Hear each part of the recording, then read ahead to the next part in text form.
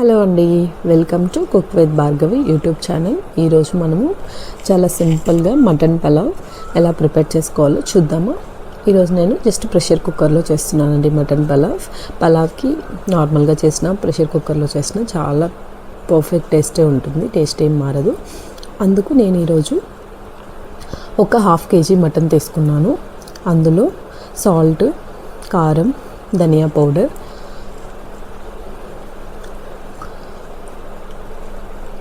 గరం మసాలా వేస్తున్నాను.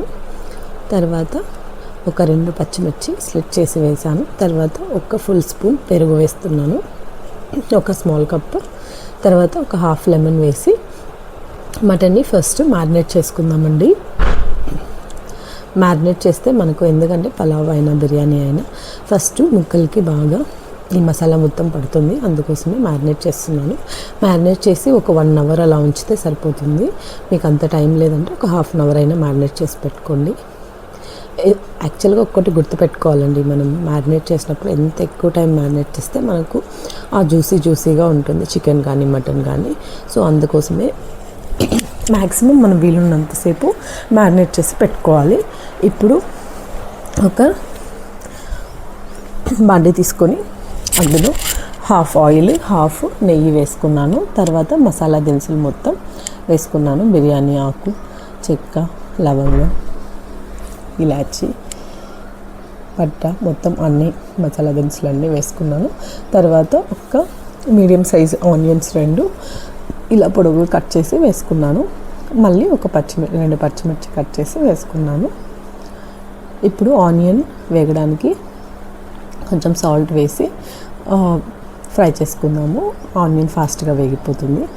అంతే అండి, ఇలా మీడియం ఫ్లేమ్లో పెట్టుకొని ఆనియన్స్ కొంచెం గోల్డెన్ బ్రౌన్ కలర్ వచ్చేంత వరకు ఫ్రై చేసుకుందాము. మరి హై ఫ్లేమ్లో పెడితే మాడిపోతుందండి, అందుకే ఇలా లో ఫ్లేమ్ ఆర్ మీడియం ఫ్లేమ్లో పెట్టుకొని చూడండి. ఆనియన్స్ కొంచెం బ్రౌన్ కలర్ వచ్చేసాయి కదా. ఇప్పుడు కరివేపాకు తీసుకొని కరివేపాకు ఆప్షనల్ అండి, మీకు నచ్చితే వేసుకోండి. మ్యాక్సిమం చాలామంది వేయరు, బట్ కానీ నేనైతే ఫ్రెష్ కరివేపాకు ఉంటే ఖచ్చితంగా వేస్తాను. తర్వాత అల్లం వెల్లుల్లి పేస్ట్ ఒక 2 స్పూన్స్ వేసుకోండి.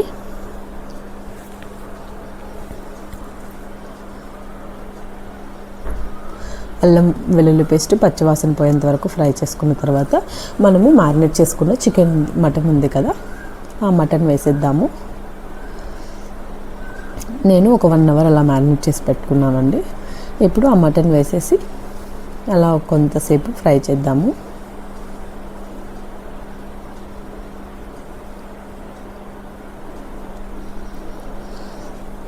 ఇప్పుడు అందులో కొంచెం పుదీనా, కొత్తిమీర కొంచెం వేసానండి, మళ్ళీ లాస్ట్లో కొంచెం వేసుకుందాము. జస్ట్ ఇది ఆ మటన్కి ఆ ఫ్లేవర్ పట్టడానికి మాత్రమే కొంచెం వేస్తున్నాను పుదీనా అండ్ కొత్తిమీర.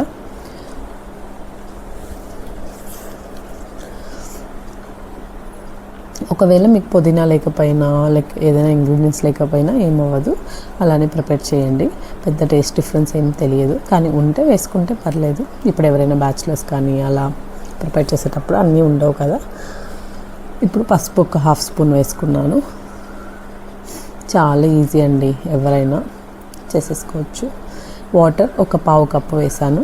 వేసి ఇప్పుడు మనము ఒక 3 విజిల్స్ వచ్చేంత వరకు మూత పెట్టి పెట్టుకుందాము.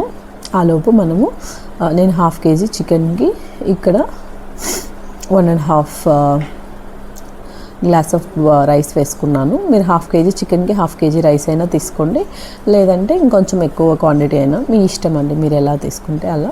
హాఫ్ కేజీకి హాఫ్ కేజీ రైస్ అయితే పర్ఫెక్ట్ కాంబినేషన్. నేను అలాగే తీసుకున్నాను. నేను కప్పుతో మెషర్ చేస్తాను కాబట్టి గ్లాస్తో అలా 1.5 గ్లాస్ తీసుకున్నాను. ఇప్పుడు మటన్ బాగా 3 విజిల్స్ వచ్చిన తర్వాత మూత తీసుకొని తర్వాత మనం కడిగి ఉంచుకున్న బియ్యము వేసేసి మిక్స్ చేస్తే సరిపోతుందండి. మీకు మసాలా ఇంకొంచెం తక్కువ అయింది అంటే సాల్ట్, కారం, ధనియా పౌడర్ ఇంకొంచెం వేసుకోండి. నేను అప్పుడే వేసాను, ఇంకా పెద్ద ఎక్కువేం అవసరం లేదు. కావాలంటే మీరు యాడ్ చేసేసుకొని ఉప్పు టేస్ట్ చేసేసుకొని అందుకు బియ్యంకి సరిపడా వాటర్ వేసేసుకొని మూత లిడ్ పెట్టేస్తే సరిపోతుందండి. గుర్తుంచుకోవాల్సింది ఏమంటే మ్యారినేట్ చేసినప్పుడు కొంచెం తక్కువ వేస్తే మళ్ళీ ఇవన్నీ వేసుకోండి. టమాటో కూడా వేసాను, ఒక మీడియం సైజ్ టమాటో. మటన్ బాగా 3 విజిల్స్ వచ్చిన తర్వాత టమాటో అండ్ ఇంకొంచెం మసాలా వేసి రైస్ వేసి యాడ్ చేస్తే సరిపోతుంది. వాటర్ 1.5 గ్లాస్ వాటర్కి 3 గ్లాసెస్ ఆఫ్ వాటర్ వేసుకుంటే సరిపోతుంది. అంటే 1:2 రేషియో.